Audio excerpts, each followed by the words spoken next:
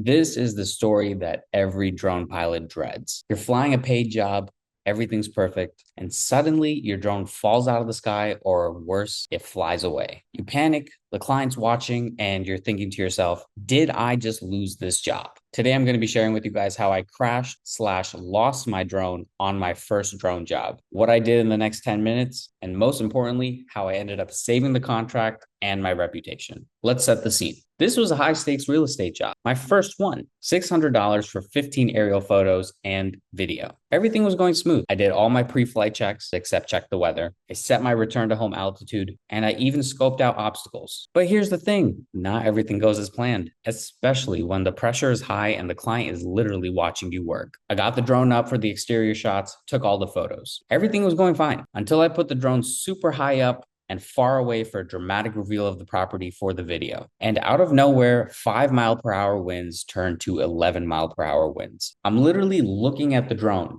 It's supposed to be coming towards me, and it's literally backing up, going higher up in the air. I do everything I can. I put it in full throttle. I try to get it back to me. It starts spinning in the air. There's a bunch of trees underneath it. There's a river on the other side. And after that is a bunch of warehouses in the next town. About a minute in with trying to wrestle with the drone and bring it back, I lose signal. The camera cuts off and it's literally out of sight. All the what ifs start rushing in. Did the drone hit a tree? Did the drone land in the river? Did it go slam into one of the warehouse buildings? And most importantly, am I getting paid? Is the client mad? And am I even going to be able to find this thing because the signal cut off? I'm like, so this is it. I screwed up my first drone job. I'm going to have to issue a refund and replace my drone. Now, this is where most pilots panic, or even worse, they try to cover up the situation that just happened. But I did three things that immediately saved the deal. First, I owned it. I looked the client dead in the eye and said, looks like we've had an unexpected landing. Give me 2 minutes. Let me see if I can retrieve it, and I'll give you an update. I'm looking at where the signal cut off, at what altitude, where it dropped off, where it disappeared, where the camera footage shows that it was last. And what it showed was it went past the trees over the river. And according to the altitude, it was way too high up to even have crashed into one of the warehouse buildings. So I assumed at some point when the propeller stopped propelling the drone upwards, it crash landed somewhere in that warehouse area. Now, at the end of this story, I did go back to the warehouse and I did have some of the guys go check out the roofs on the warehouses. I even had a quick permission slip for me to go ahead and check all the grounds and see if I could find it. No luck. That being said, I quickly went back to my client and I said, here's what we'll do. I can come back here later this week with a brand new drone and finish the shoot. This time I did go on the weather app and make sure that the weather conditions were right on a really specific day later that week,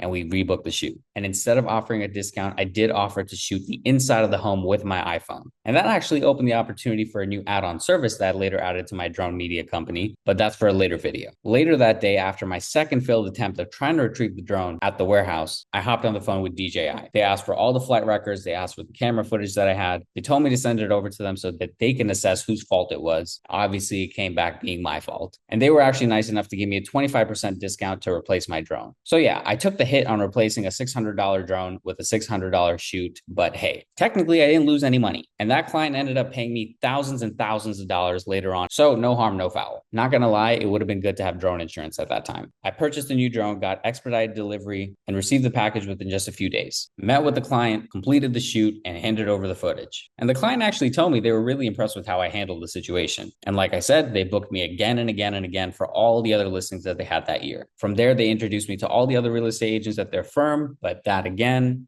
also for another later video, it all turned out wonderfully. Sometimes it's not just about being perfect. It's about being professional when things go wrong, because that's when you can really prove yourself. Now, here's what you can take away from this. Have backups of everything. Props, SD cards, batteries. Keep extras on you no matter what it is, even propellers. Stay calm and communicate. What clients respect is ownership and solutions. For the love of God, this might be the most important one. Insure your drone. One really bad crash into the wrong person's property can cost you way more than a year's of insurance coverage. Know your airspace, the weather, and obstacles. Remember, wind and trees specifically, silent assassins. They will destroy you, just like they did my first baby. Literally kidnapped, never to be seen again. And always have wiggle room for deadlines, just in case. Now, this could have just ended with a lost client, a lost drone, and a butthurt refund. Instead, I turned it into a story to build more trust, gain a long-term client, learn some valuable lessons, get even more referrals, and figure out an accidental add-on service that I could sell to all these other new clients using just my iPhone, that being interior video walkthroughs. Another video on that coming soon. If you found this helpful, hit that like button and subscribe for more no BS, real life drone business content. And also drop your craziest drone fail story in the comment section below. Let's learn from each other's mistakes. And if you're trying to grow or launch your own drone business, check out my free training in the description below. I've helped hundreds of beginners go from no clients, no FAA Part 107 license, no drone, no experience, no idea how to start, to becoming the CEOs of their own drone media company. And remember, unlike other channels, here we talk money, not just megapixels. I'll see you guys in the next one.